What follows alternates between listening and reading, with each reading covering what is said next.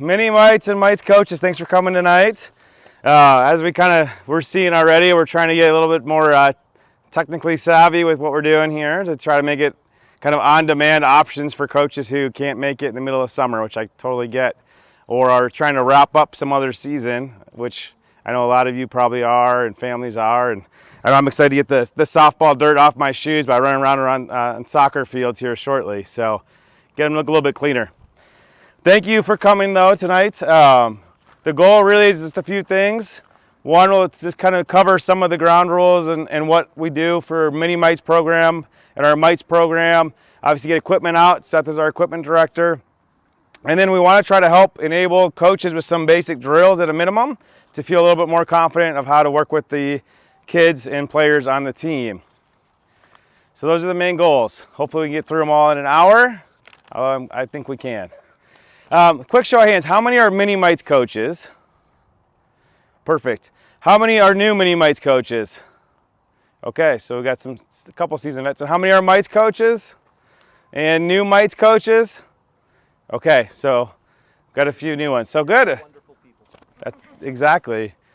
To Seth's point, right? We can't run BAA without you, which is awesome that you're here.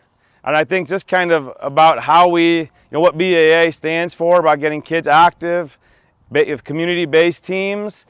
We're just unique in what we offer. So this year we have, at least right now, 95 teams. Who knows, maybe another couple with some wait lists before we officially launch. But we can't run 95 teams of soccer if it isn't for volunteer parents like you all here to be our coaches. So thank you. All right, let's start. We're going to talk through a little bit with mini mites. So last year we made some changes to our mini mites program. And actually I guess we made another big change this year again. But we are at Lincoln Fields for all the games, which is great on Saturday mornings. If you see our two pop-up nets, we use these instead of the bigger nets that are at Lincoln Field. We'll set these up sideline to sideline instead of that long field. So that's what we found last year, is it really made sure that kids were playing soccer, and we took away those 35-second breakaways that just don't happen in other level of soccer. So I think it was a very positive change. And with nets this size, we also don't have goalies. So truthfully, there was a lot of hands rubbing noses, the snot on a cold Saturday going into goalie gloves. And it was kind of gross from that standpoint. And I don't know that our mini mites goalies were learning a lot of good skills. So with the smaller nets, it's more about letting kids learn how to shoot and score goals, pass, and move the ball around the field. And the number of goals hasn't changed that much, right? Just because the nets are smaller and there's a lot more interaction between offense and defense, which is great. The other big thing that we did this year then, because we've had enough numbers, is we have a boys mini mites program and a girls mini mites program. So in the past it's been co-ed, which I liked quite a bit in a lot of ways. I have 4 daughters.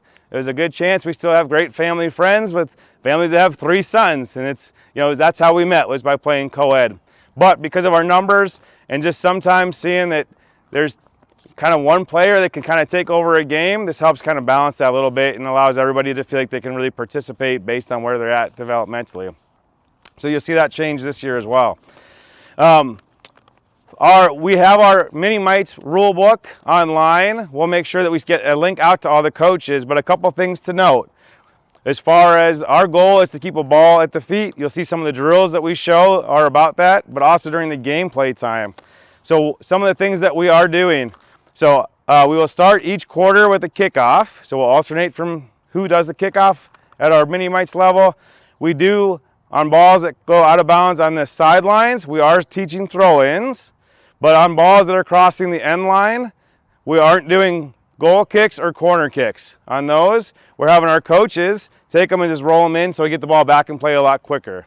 When we get to our mites program, we'll introduce the goal kicks and corner kicks, so that way we have a chance to, again, really at the mini mites level, it's about trying to keep that ball in play and learn the skills that they can really kind of help, I don't want to say master, but those skills that they can focus on versus trying to learn 8 skills. It's kind of like, let's learn 4 skills, hopefully somewhat at a level that they feel confident, right? And then as far as the other thing just to keep in mind, and this is for all of our programs, from our mini mites through our bantams, we're a community program. So if your team ends up being one that can overmatch your opponent, do your best to try to make sure that everybody's enjoying the experience, right? Both your kids and the other team.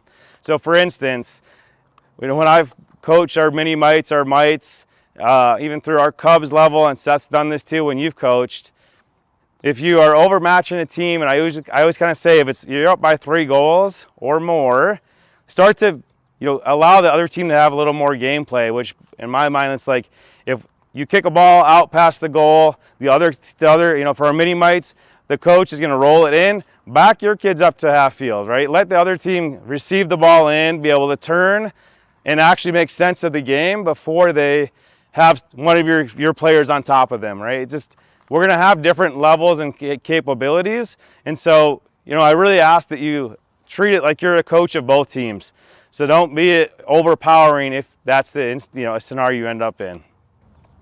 The other thing you might want to think about is if you do get that kid, right, I'm coaching helping my son in baseball right now, and he's pitching for the first time, and it's really amazing, right? The difference between can barely get it over the plate and I'm not sure I could hit off this kid.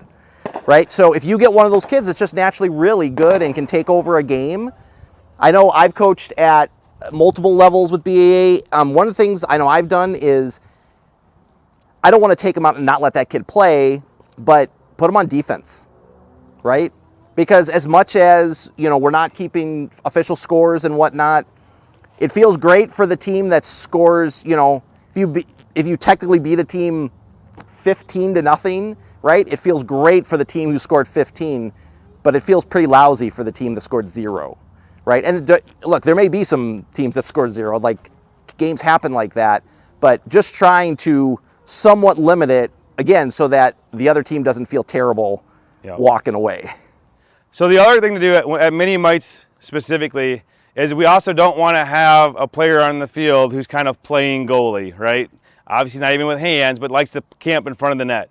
So that's not the idea, right? We're trying to get everybody to be engaged, learn to move around the field, play the ball, be on offense, be on defense, but not just camp in front of the goal. So if you have a player that does that, help them, get back to being re-engaged in the game.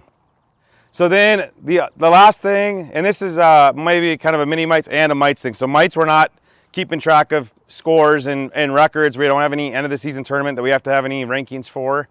So from my experience, the easiest way to do things like substitutions is just know how many kids you have to get through each quarter, usually about 1.5 minutes, work to try to get those kids in when a ball gets out of bounds.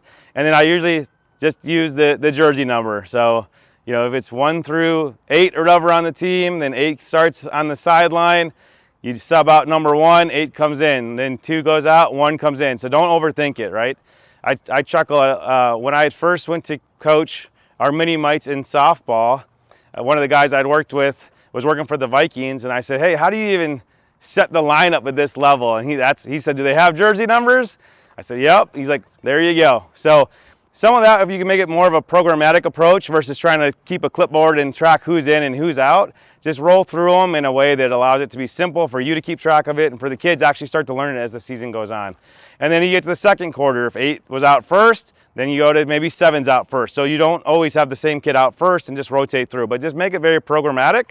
It's a lot easier as a coach to manage compared to, like I said, trying to keep notes and all that, or even take 20 minutes and plan out a rotation ahead of time. We're not at that level yet for mini mites and mites. And you might find that based on rotations, maybe you flip a couple numbers or whatever, just because like you get 2 friends that sit on the sideline, if they're subbing together, it's impossible to get them back in the game, whatever it is, right? So use your best judgment from that standpoint. Or this last year in mini mites, I had 2 daughters on the same team.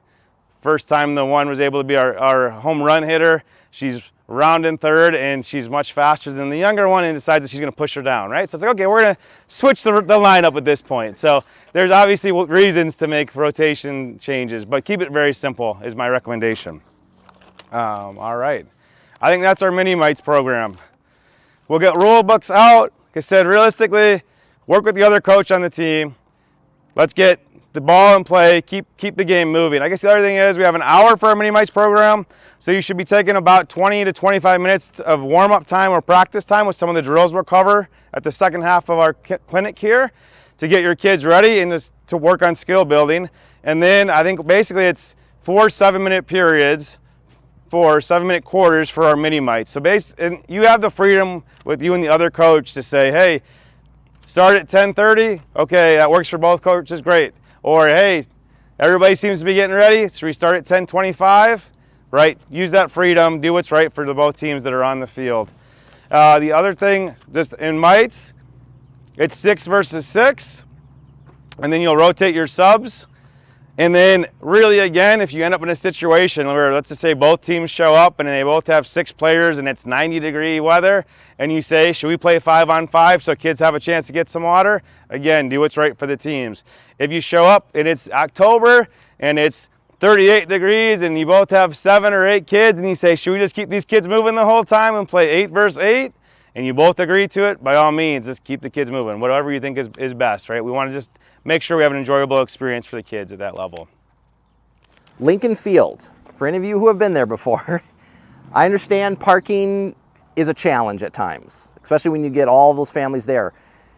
Let me say it now, please pass this message along to your parents. There is a stretch right along the field there that clearly has signs that say no parking. And every single year, I think we lose track of how many times we get complaints. Those signs are there because the neighborhood, the people who live in that neighborhood are complaining to the police. Okay, so every year we get a lot of emails and complaints about why are they just ignoring the signs and parking there. The reason I'm saying this is because there comes a point where we can try and we can keep saying, please tell your parents. And there comes a point in the season where we say, great, then write them a ticket, right? I don't want to see that happen. I'm not trying to be mean to anybody, but you know, it's very clearly marked. And I don't always understand because it's right there. But get there early. And I would suggest telling your families, if you're starting at 10:30, don't tell them we start at 10:30. Tell them to be there. I know my wife coached in mites last year, and she told them if they start at 10:30, be there at 10 o'clock, between 10 and 10:15. They got to find parking. They got to, depending on where they park, they got to get their kid down to the field and be ready to go. Otherwise, there's a good chance you're not going to have all your players there till 10:45. All right, so again, any questions for mini mites? And if you think of them later, feel free to reach out too. All right, and Matt Mitchell couldn't be here tonight, but he is our mini mites level director. He does a great job, very responsive. So if you have questions, he's available, I'm available. By all means, just reach out. Seth's our equipment director. He's always available too. So one of us can help make sure if you have questions, we can help you out. And then we'll switch to mites real quick then. So again, mites, the reason why we do mini mites and mites as the same coaching clinic is because ultimately we don't keep track of scores or wins and losses officially. Mites, a lot of the kids probably are going to start paying attention to who scores the most goals. But again, we don't record them. We still don't have referees for our mites. So we do ask parents to be able to help referee. A lot of times and sometimes it ends up being a coach, but do your best. If you can grab a parent that's able to referee, then you are able to keep coaching. If you do, again, back to Lincoln Fields, all of our mites games are at Lincoln Fields, which is awesome. It makes it simple, puts you on autopilot as a family. Like I said, we have 4 kids. Anything that can put us on autopilot for our activities, I absolutely love. The fields are not quite this big. They're probably, 3/4 to this size, maybe half of this size. So what we can do, and maybe this is back to mini mites. Mini mites coaches can be on the field the whole season, right, helping out. And even at times, like you'll find even some kids just need even a parent to come out just to hold their hand. Totally fine. We just want them to enjoy that experience. We get some mini mites. The field gets a little bit bigger. We go the length of the field. The goals are bigger, so we put goalies on the field. And coaches in our rule book aren't supposed to be on the field for mites. I'm comfortable though if we say, hey, let's take the first third of the season and go ahead and have coaches on the field. Again, it's kind of as long as both coaches agree to it. The biggest thing though is as we transfer or transition from our mites to our Cubs level, every year I get coaches who say the field's way too big for Cubs when they first get there. It's a much bigger field. So that's why, and trust me, they transition and they learn how to play the game on the bigger field, and it works out and it feels a lot like soccer when you get to that level, which is really cool. But because we make that big transition from our mites field that's probably half this size to a field that's about 200 or 175 feet long, not having coaches on the field and learning how to be coached from the sideline is really important, because that next year is a big jump. And at that field size, if you're staying on the sideline, your kids can hear you from all over the field when you're trying to coach them. So we really want to make sure we transition to that point where coaches get to the sideline for coaching. So it really allows our kids to grow and are ready for that next level with the Cub where, the coach isn't within 10 feet of them at all times. And then, so the big thing for mites, again, it's if you're up by 3 goals, even though, again, we're not keeping an official score, or, again, if you really can see your team's overmatching the other team, it's not that we want to slow a team down and playing the game. So, hey, if they're controlling the ball, they go down and they take some nice shots, so be it, right? But the ball that goes out the end line, that's where we ask you back your kids up, right? And I've gone to the point where it's, if we are up by 3 goals, I back our kids up and I say, hey, until the goalie passes it in, we're not going to go play for the ball. If we're still that overmatched at times, eventually I'll say, hey, we're not going to actually make a play for the ball until it comes to half field. So just allow those, again, both teams really as mites, pretend like we're coaching both teams in the sense of, if you're on the other side, how would you want a team to treat you and how would your kids feel? And it really creates a better experience. And it allows kids, honestly, it's, what I've seen, it's even some of those times when we back our kids up and it's like the other team might take 8-9 seconds even to get to half field because they're still trying to figure it out, which is okay. That's what the level's about. But it might take a little bit of extra work to get a good pass or two and to move the ball upfield. And if we let the other team do that, by the next time you play them or the next game, guess what? They're a little bit better at it, and then all of a sudden we get a little bit more equal in terms of how we play. So, and so we have goalies. Goalies can't play more than a half in goal. We want to make sure they're out in the field as well, and learning additional positions as many mites too. Sometimes it's tough to find kids that want to play goalie too, right? Just depending on the team. So do your best to help encourage kids to give it a try. It's not probably good to put someone in there who completely doesn't want to play goalie. So ideally you get 2 or 3 kids at least that want to play, and maybe you get a whole team, and that's great too, right? If you can get everybody a chance to try it. But yeah, just remember, don't have somebody stuck in goal all day or all game or all season. We want to make sure they're out playing too. Yeah, and then there's substitutions on dead balls, ultimately, and just rotate them through. And our mites, it's 7-on-7, so you get 6 fielding players and then 1 goalie. Our goal is, I think our mites boys, we have a pretty good number, so we'll have about 10 per team. And then our mites girls will probably be 9 or 10 on each team. So the goal, at times I feel like we've probably, if you've done BAA for a little while, there have been scenarios where you end up with rosters with just too many kids, right? It's tougher on coaches, and then players don't play enough. So we're trying to prevent that as much as possible. I said we have a limited number of fields at Lincoln. We're actually up to 9. We used to have 6, so it's great that we have 9. But basically that allows us to have 18 teams of mites at 10 players a team. So if you're a coach with 10 players at mites, you're probably, hockey style, subbing out lines at a time. Like, okay, these 3 are going to go to forward, my 3 forward come out. All right, those 3 now that came out of forward will go to defense, my 3 defense come out, right? So it'll probably be a little bit different as to how you would do your substitutions if you end up in that situation. So, but yeah, we can't run this without you all here as coaches, and I want to try to make it easier on coaches to coach, right? I started as a BAA coach. Before that, I was coaching high school sports. I enjoy coaching, and I know what it's like when it's tough to coach. I know what it's like when it's easier to coach, right? It can be much more enjoyable. It's a lot easier to come back the next year if you don't feel like I've always got too many kids on the sideline. I can't come up with a good rotation. It's just much harder when you go through that. I think then what we'll do, again, is if there's other questions, feel free. We'll be here after. Email, reach out, whatever it is. Our phone numbers are available. But along those lines, one thing that we transitioned to last year to help it make it easier for coaches. Seth, you want to talk through our jersey program now? Yes, and then I want to say one thing. Yep. Whether you are coaching at a level where you have referees, or you have a coach or a parent doing it, or if you might have multiple kids, might have kids in older levels. I try to say this every year. Whatever kind of ref you have, whether it be a parent, whether it be an actual ref, whatever, please be nice to them, right? This is what I tell my parents every year. I don't expect you to not be human, right? I get it. It's like I am that parent who stands on the sideline and is yelling, that's offsides, right? And that's fine. Be human and then be quiet, right? Not just because we can't, just like we can't run this league without you, we can't run it without refs. But also, and a lot of these refs are high school students. We have had instances, they have been very few and far between. In general, our parents are awesome. We have had people who have been very aggressive to the point of, I mean, I had a game where I had a coach a couple of years ago who literally told this high school girl that if you call it like that again, we're gonna meet in the parking lot after, right? Please don't do that.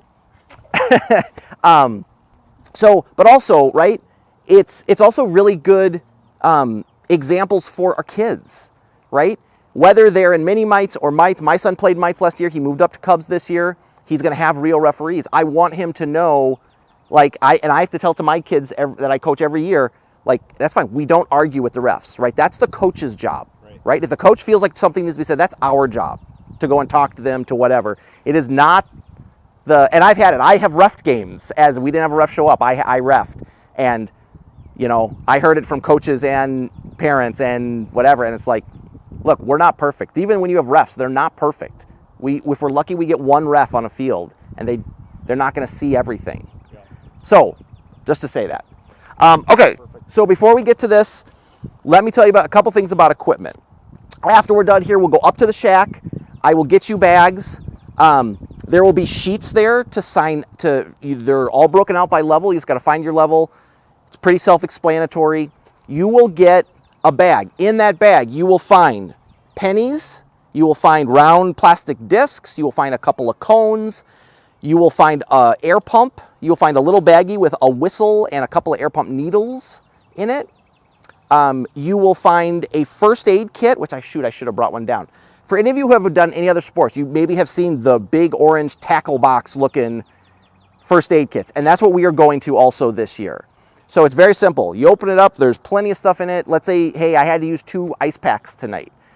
How do I get more ice packs? Right on the top, there's a big QR code. You scan it, it takes you to a sheet. It just asks you, what did you use out of your pack tonight? It doesn't even go to me. It goes straight to Brad, our head equipment guy. He puts them together. He sends you an email that says, great, your stuff, I've put it in the bin outside.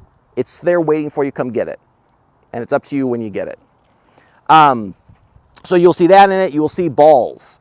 If you are a mini mite, there will be 8 balls. If you are a mite, there will be 10 balls. Now, also if you're a mite, on the table you will see goalie shirts. There's a bunch of equipment. We've gotten brand new equipment this year, right? New goalie gloves, new goalie shirts. We will be getting some new soccer balls, which we'll talk about in a minute. So I packed all the bags yesterday, but I didn't get the goalie shirts till last night. So they're all sitting out. Please, if you are a mite coach, Grant, you get 1 shirt.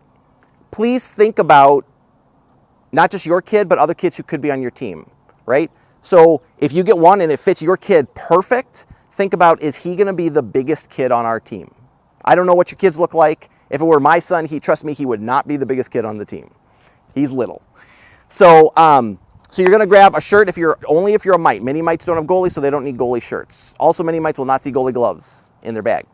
Now, I knew that we are going to need more equipment this year, but until we get registered and we know what numbers look like, I don't know what that means. So a lot of you are going to get bags that are incomplete because I am still waiting, and I apologize, I really do.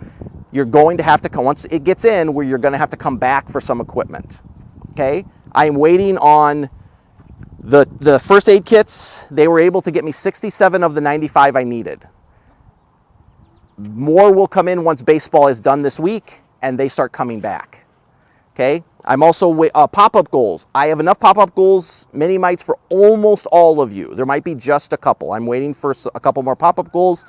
And between mites and mini mites, I am waiting for 150 more soccer balls.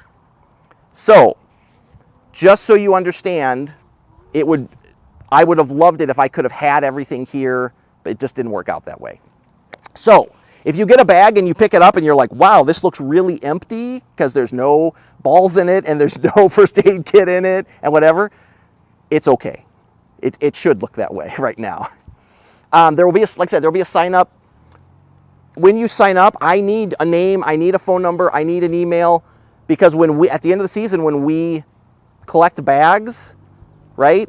If I don't have it, I need to be able to contact you to say, what's going on? When can you bring your bag back? Right? Because I need that equipment for next year. So, jerseys. Okay, jerseys you will get probably within the first week or two of our starting season. Okay, up until that time, for most levels, we're just practicing. So once we get rosters finalized, which we're almost done with, then that has to get sent to our shirt guy, which then gets sent to the printer so that all the names can be printed on it. Let me make a couple of things. I know I'm going to say this about 1 million times to parents, so I'll just say it to you guys now so that if you hear it from parents, you can say the same thing. I know that on the registration form, it asked, what size shirt do you want your kid to have? And it also asked, what name do you want on your shirt? If it were up to me, those questions wouldn't have been on the form. That's okay. Understand that I have to, literally about a month after the season ended last year, I had to order shirts for this year because otherwise we can't get them all. So every level, there are a certain number of sizes we order for each level. Again, I'll use my own son as an example. He's little, right? He gets a shirt and it's gigantic on him, right? We tuck it in, we tie it on the side, whatever. It doesn't affect how he plays, right? So if you have a kid and it's big, there's just only so much we can do. Also, every single child, this is what they're getting on their jersey. They're getting their first name, okay? And if there are 2 Johnnies or Joeys or whatever's on the same team, they're getting their first name and their last initial, okay? The biggest problem we had, right, last year we took that out of the coach's hands, so you didn't have to go do all that yourself. The biggest problem we had last year were parents putting the wrong name. I had multiple shirts where the parents put their name in that spot. I spent a lot of time last year getting shirts reprinted and whatnot and chasing after things. And so we have streamlined it this year, okay? And I'll just use the example of my oldest, who is playing in Bantams this year. Her name is Josephine. If you call her Josephine, she will look at you with a great death stare because she does not want to be called anything but Joe. And guess what? She's getting Josephine on her jersey this year. And that's the way it goes. So everybody is getting the same thing. If I'm hesitant to say this, if you have a child that is a very special circumstance, if a parent comes to me and says, look, the kid is in counseling every week because they hate this name, I mean, something really weird, look, I'll work with you, right? We'll see what we can work out. But for the most part, everybody's getting the same thing. So everybody's getting treated the same. Yep. So I think that's it. The only other scenario, I know you did a great job last year, he said, if you were to have a kid who's, if they're on the small side of the level, like Seth said, they're going to get the smallest shirt that's available and make it work. You've had a few last year that were like beyond the big side of the level. And it's like, we don't want a kid to have a super skin tight shirt that they're not comfortable. Seth was able to work a couple where we could find some from older levels. They get the right number, bring them down, and have the right sizes. So again, yes, and that's a special circumstance. I'm more than happy. So as the coach, if you see that scenario, reach out to Seth, and then we can help make that hopefully be a little bit better. Sorry, and you remind me, the one other thing is when you go up to pick up equipment bags, also I have coaches' shirts. The coaches' shirts are slightly different this year. They're really not that different. They went to a darker gray. Otherwise, they're the same shirt.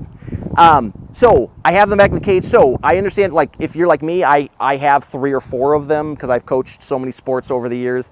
It's just sitting in my closet. If you don't want one, that's fine. Just let me know. Do you need a shirt? Do you need whatever? I should have, I think, just about any size for anybody. And the one change we did make, I will say, we did at some of the levels, because we had a lot of complaints, we did order just a few smaller jerseys. We don't generally have, we have some one-offs. We don't usually have a ton of kids that are so big they can't fit in them. But we did have some that said, oh, this is a dress on my kid. And So we did order, so there are some at some levels we just ordered a couple, but again, those are gonna be first come, first serve. So when they go to the printer, and if it says in there, oh, I want the youth small at that level, if we only have 3, the first 3 who ask for it are getting it. Because it's just not possible to give to everybody. So, anyways. And Leslie, why don't you come over and we'll do a quick intro too. So I should have had you out here the whole time, I'm sorry. That's okay. So Leslie Sedlick is our Mites Girls Director this year. So she's been working hard to get messages out, which I'm sure a lot of you have already seen emails from Leslie, and working on building teams out, finding waiting list space for players, and finding additional coaches. So Leslie, thank you so much for all you're doing. And Leslie's also available for our Mites Girls level as well as questions come up.